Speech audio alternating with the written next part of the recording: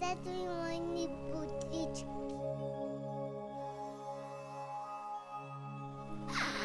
Колко много ти тия.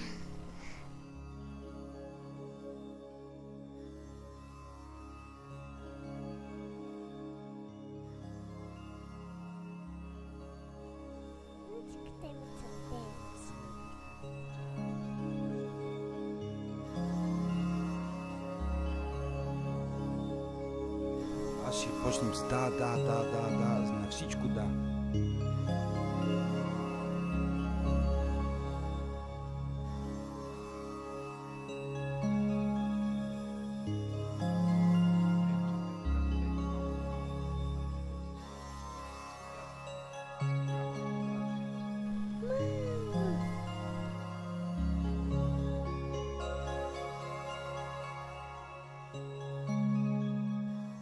Че тия с трактора също вършат хубава работа.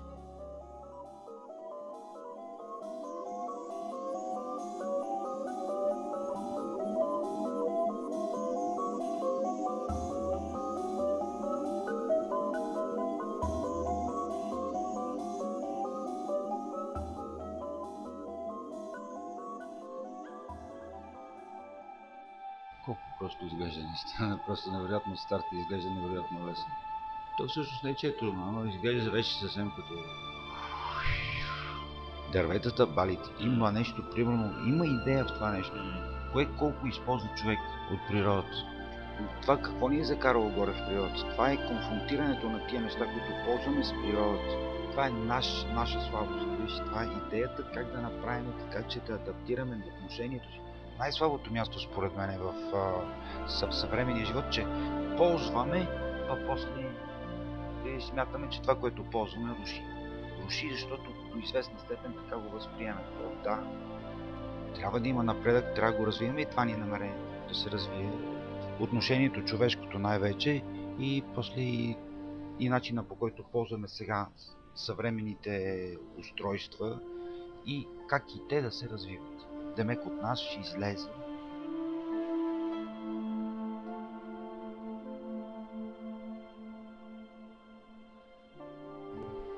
уникално добро. Уникално добро. Не видя ли как бяхме на границата, как влизат цируси, облаци, докосното местото, както то ни докосва нас, така и ние го докоснахме с хубави излъчвания, с хубаво преживяване. Аз вярвам в обмена на енергията, не вярвам как да отиваме там само се зареждаме. Не, че не сме му навредили, ние сме го облагородили.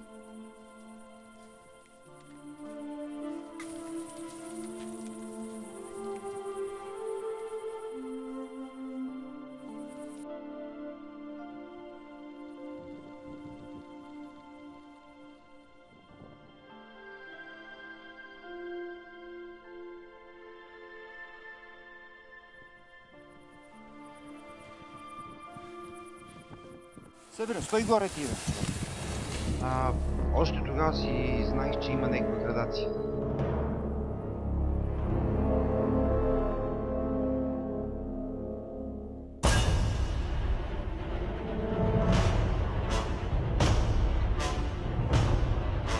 Това е 6-7 часа. Уникално добро. Уникално добро. Всичко е както трябва. Браво. Като идея, природата, човека какво взима, как употребява и ние как сме на края на това парченце взимен интерес. Колкото от кълбото, следващия, който тича, е нещо с детето.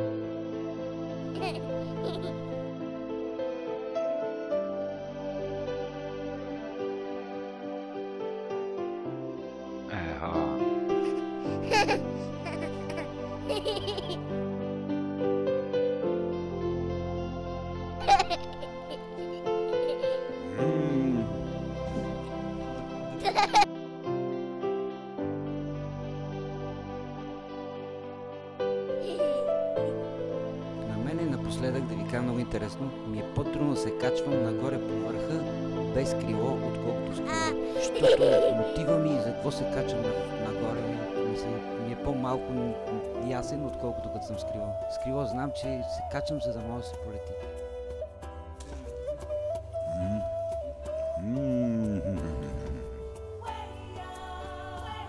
лятото е същата философия. Като си стегнат, не мога да реагираш. Моята цел е да излета и някак си да не кацне. Да, защото ако не кацне, значи душичката му отива към звездите. Аз не мога да кацнем. Имам един приятел, който също така разправя. Не ми стига поляната, не мога да кацнем, това ми е проблем на характера. Не ми е проблем като делта панелист, иначе си кацам, обаче като характер. Може да кацнем обаче на различни места. Може би не всички трябва да летат с делта панери, може би ще летат по някакъв друг начин, размахвайки ръце и така подскачайки. С всичко му се летят. Аз не съм летях с една дъска. Бех седнал на нея и летях. Начален етап е трудно.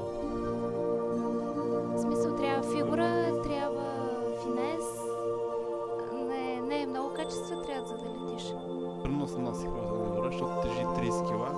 И ако те натисне вятъра, става 50. И ти ако си 50, става 100. И затова свалих няколко килограма на Петрохан без да усета, въпреки че съм слаб. Обаче в такива моменти човек се раздава до край, защото стимула си заслужава. Усещането после да можеш да носиш 2 часа и да летиш 2 минути, но си заслужава. Проверка преди полет, тъй като с гравитацията не се спори, затова има така наречените осигуровки, като се почне от защитата на болтовете, се стигна до окачването, резервно окачване. Ако с едното стане нещо, да има втори шанс. Въженца и лати, това е първото, което се сещам. Излитал съм без да съм бил закачен, без каска, без каквото и да е, с всичките неща, с оплетени коланчета. Просто това е от малко бързане, може би. Значи проверка е хубаво да се прави.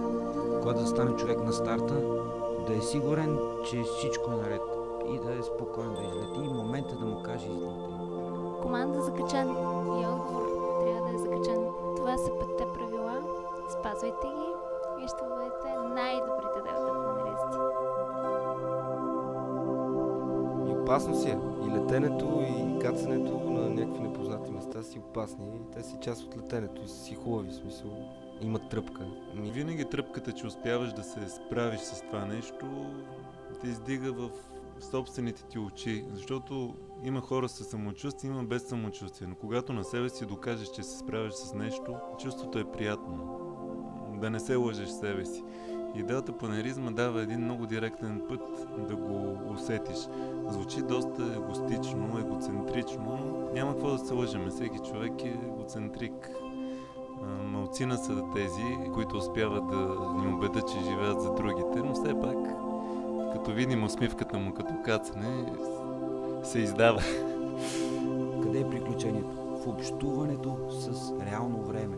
А то реално време е непрекъснато всеки път различно и най-вече добре изразено в термиките, поривите на вятъра. В момента, в който излитаме и кацаме, те са непредвидими.